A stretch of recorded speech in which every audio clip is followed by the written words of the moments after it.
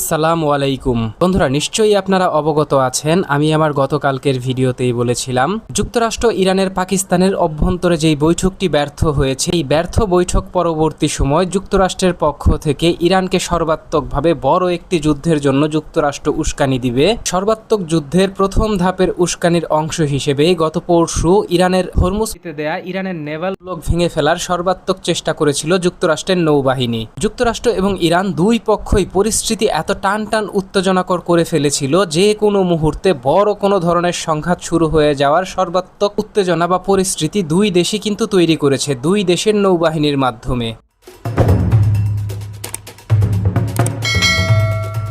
এখন দেখুন, যুক্তরাষ্ট্রের প্রেসিডেন্ট মিস্টার ডোনাল্ড ট্রাম্প গত পরশু রবিবার রাতে তার সোশ্যাল মিডিয়া প্ল্যাটফর্ম ট্রাম্প ট্রুথে একটি পোস্ট করেন এবং এই পোস্টের মাধ্যমে যুক্তরাষ্ট্রের প্রেসিডেন্ট মিস্টার ডোনাল্ড ট্রাম্প ইরানের বিরুদ্ধে অত্যন্ত শক্তিশালী কার্যকর একটি নির্বাহী আদেশ জারি করেন, যেখানে প্রেসিডেন্ট ট্রাম্প তিনি তার ওই স্টেটমেন্টে নিশ্চিত করেছেন ইরান যেহেতু হরমুজ প্রণালীতে নেভাল ব্লক দিয়ে বিশ্ব বাণিজ্যের ব্যাঘাত ঘটাচ্ছে এবং যুক্তরাষ্ট্র ও যুক্তরাষ্ট্রের অন্যান্য যেই মিত্র দেশগুলো রয়েছে সেই মিত্র দেশগুলোর উপর ব্যাপক ভিত্তিতে চাপ প্রয়োগ করতে ইরান যেহেতু এই হরমুজ প্রণালীকে অস্ত্র হিসেবে ব্যবহার করছে যুক্তরাষ্ট্র এবং যুক্তরাষ্ট্রের মিত্রদের বিপক্ষে, তার বিপরীতে এবার আমরা যুক্তরাষ্ট্রের পক্ষ থেকেও সরাসরি ইরানকে একই ধরনের পরিস্থিতির সম্মুখীন করব। এক্ষেত্রে আমরা নিশ্চিত করছি এবং বিশ্ববাসীকে জানাচ্ছি যে এখন থেকে আমাদের নৌবাহিনী আরব সাগর এবং ওমান উপসাগরে টহল দিবে এবং আমরাও ইরানের সাথে বাণিজ্যিকভাবে সম্পৃক্ত যে কোনো জাহাজকে সরাসরি আটক করব।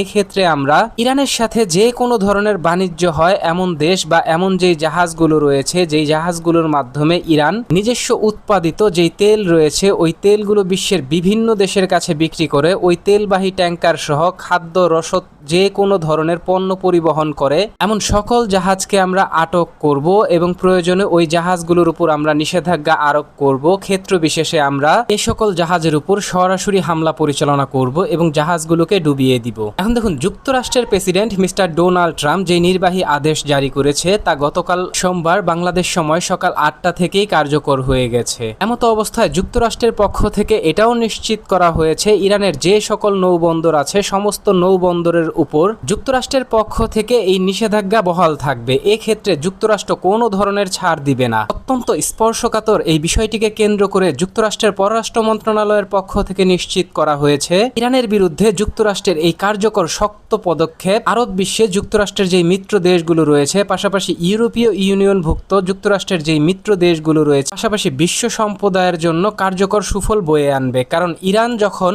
অর্থনৈতিকভাবে চূড়ান্তভাবে ধ্বংসের দ্বার প্রান্তে চলে যাবে তখন হয়তো ইরান নিজ দেশের জনগণের চাপে পড়ে হলেও এই হরমুজ প্রণালী থেকে নিজেদের দেয়া নেভাল ব্লক উঠিয়ে নিবে।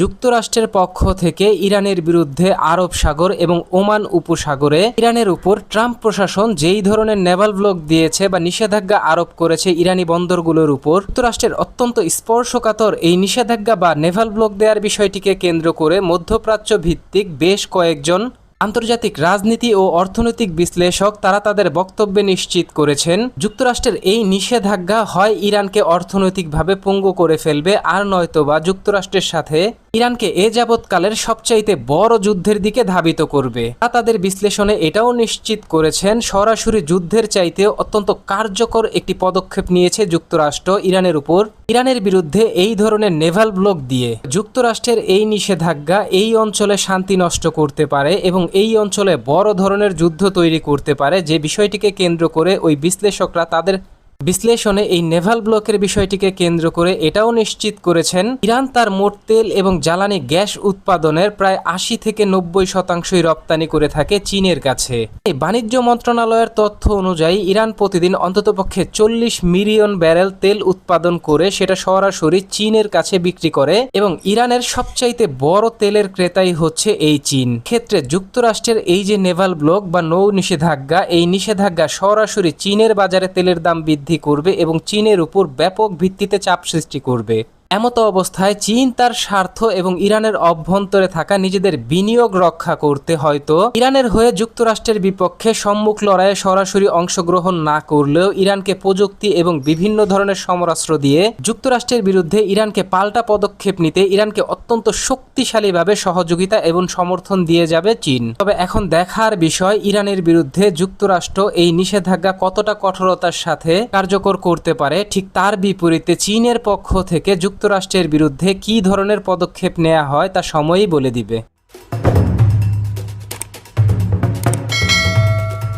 এখন দেখুন, যুক্তরাষ্ট্রের এই ধরনের অযাচিত নিষেধাজ্ঞা আরোপ করার বিষয়টিকে কেন্দ্র করে ইরানি সশস্ত্র বাহিনী IRGCর প্রধান ইসমাইল কানি তিনি তার এক স্টেটমেন্টে যুক্তরাষ্ট্রকে হুঁশিয়ার করে দিয়ে বলেছেন, যদি ইরানের উপর যুক্তরাষ্ট্র নেভাল ব্লক আরোপ করে এবং সেটা কার্যকরভাবে ইরানের জন্য কঠিন পরিস্থিতি তৈরি করে, তাহলে ইরানের পক্ষ থেকেও মধ্যপ্রাচ্য বা উপসাগরীয় অঞ্চলে যুক্তরাষ্ট্রের যে সকল মিত্র দেশগুলো রয়েছে সেই সকল মিত্র দেশগুলোর কোনো নৌবন্দরকে ইরানের পক্ষ থেকে এক চুল পরিমাণও ছাড় দেয়া হবে না। ইরানের পক্ষ থেকে সেই সকল নৌবন্দরগুলোকে টার্গেট করা হবে এবং বড় ধরনের হামলা পরিচালনা করে যুক্তরাষ্ট্রের সকল মিত্রদের এই নৌবন্দরগুলোকে ধ্বংস করে দেয়া হবে। এমত অবস্থায় IRGC প্রধান ইসমাইল কানি তিনি তার বক্তব্যে এটাও নিশ্চিত করেছেন, ট্রাম্প প্রশাসন ইরান থেকে যেই অযাচিত স্বার্থ আদায় করতে চাইছে এবং ইরানের উপর বড় ধরনের সামরিক অভিযানের হুমকি দিচ্ছে, ইরানি সশস্ত্র বাহিনী সেই স্বার্থ যুক্তরাষ্ট্রকে আদায় করতে দিবে না। যুক্তরাষ্ট্রকে এবং সামরিক লড়াইয়ে যুক্তরাষ্ট্রকে মোকাবেলা করতে ইতিমধ্যে ইরানি সশস্ত্র বাহিনী নিজেদের প্রস্তুতি সম্পন্ন করেছে এবং যে কোনো মুহূর্তে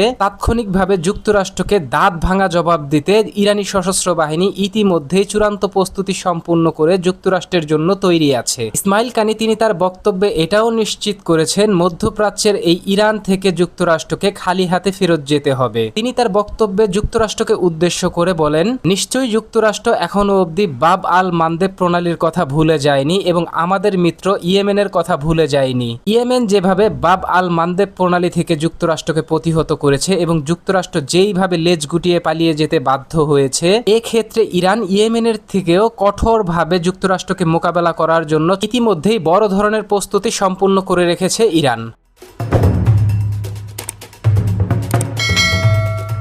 এখন দেখুন, যুক্তরাষ্ট্র ইরান উত্তেজনা যখন চূড়ান্ত পর্যায়ে পৌঁছে গেছে, তখন ইরানের অত্যন্ত ঘনিষ্ঠ মিত্র ইয়েমেনের সশস্ত্র বাহিনী হুথিদের পক্ষ থেকে ঘোষণা দেয়া হয়েছে, যদি ইরানের উপর যুক্তরাষ্ট্র হামলা পরিচালনা করে তাহলে হুথিরা হাত গুটিয়ে বসে থাকবে না। হুথিদের পক্ষ থেকেও নিজেদের প্রধান মিত্রকে রক্ষা করতে একযোগে ইরানের সাথে তাল মিলিয়ে তারাও যুক্তরাষ্ট্রের উপর বড় ধরনের হামলা পরিচালনা করবে। এক্ষেত্রে হুথিরা কোনো ধরনের কার্পণ্যতা করবে না এবং যুক্তরাষ্ট্রকে কোনো ধরনের ভয় পাবে না। এমত অবস্থায় হুথিদের পক্ষ থেকে যুক্তরাষ্ট্রকে স্মরণ করে দিয়ে বলে যে, বাব আল মানদেব প্রণালীতে আমরা যেভাবে আপনাদেরকে পরাস্ত করেছিলাম এবং আপনারা যেভাবে লেজ গুটিয়ে পালিয়েছিলেন এবং আপনাদের মিত্ররা যেভাবে লেজ গুটিয়ে পালিয়েছিল, এবারও আপনাদের সাথে ঠিক তাই হবে। তবে আমরা এবার মধ্যপ্রাচ্যে আপনাদের যেই অন্যান্য মিত্র দেশগুলো রয়েছে বা বিশেষ করে ইসরায়েল রয়েছে, তাদের উপর আমরা আগের চাইতেও আরো বেশি শক্তিশালী হামলা পরিচালনা করব। পরিস্থিতি যখন অত্যন্ত জটিল আকার ধারণ করেছে, তখন ইরানের অত্যন্ত ঘনিষ্ঠ মিত্র ইরান সমর্থিত লেবাননের সশস্ত্র সংগঠন হিজবুল্লাহ গতকাল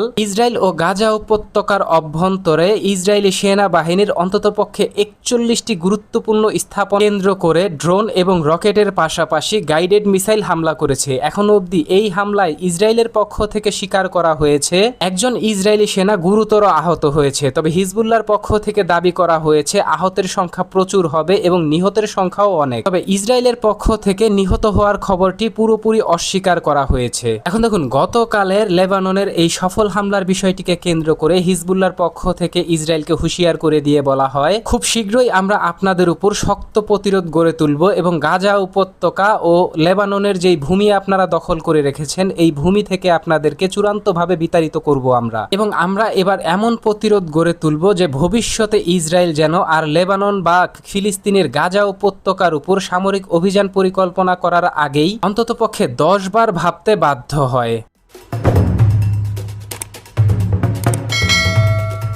এখন দেখুন, ইরান এবং যুক্তরাষ্ট্রের ইস্যুটিকে কেন্দ্র করে পুরো মধ্যপ্রাচ্য জুড়ে যখন বড় ধরনের যুদ্ধ ছড়িয়ে পড়ার আশঙ্কা দেখা দিয়েছে, তখন সৌদি আরবের পররাষ্ট্র মন্ত্রণালয়ের পক্ষ থেকে ইরানি পররাষ্ট্র মন্ত্রণালয়ের সাথে যোগাযোগ করা হচ্ছে, যে বিষয়টিকে কেন্দ্র করে সৌদি পররাষ্ট্রমন্ত্রী ইতিমধ্যেই তিনি তার এক বক্তব্যে নিশ্চিত করেছেন সৌদি আরব ইতিমধ্যেই ইরান এবং যুক্তরাষ্ট্রের উত্তেজনা নিরসনে কাজ শুরু করে দিয়েছে, যার প্রথম ধাপেই সৌদি আরব ইরানের সাথে যোগাযোগ শুরু করে দিয়েছে। এক্ষেত্রে সৌদি আরব বিশ্বাস করে শান্তি ফিরিয়ে আনতে সৌদি আরব সফল হবেন এবং যুক্তরাষ্ট্র ও ইরানকে আলোচনার টেবিলে বসতে বড় ধরনের সহযোগিতা করতে পারবে। এক্ষেত্রে সৌদি আরব হতে পারে ভালো একটি মধ্যস্থতাকারী দেশ। তবে এখন দেখার বিষয়, সৌদি আরবের ডাকে সাড়া দিয়ে কি ইরান অথবা যুক্তরাষ্ট্র এক টেবিলে বসতে আবার রাজি হয় কিনা।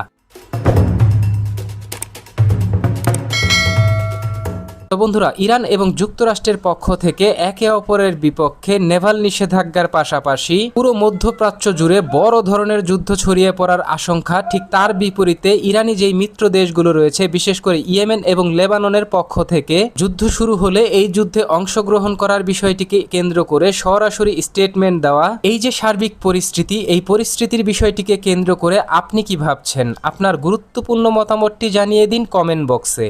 এবং আমাদের ভিডিওটি ভালো লাগলে আমাদের সমর্থন করতে ভিডিওটিতে লাইক, কমেন্ট, শেয়ার এবং চ্যানেলটিকে সাবস্ক্রাইব করে সঙ্গে থাকুন। ধন্যবাদ।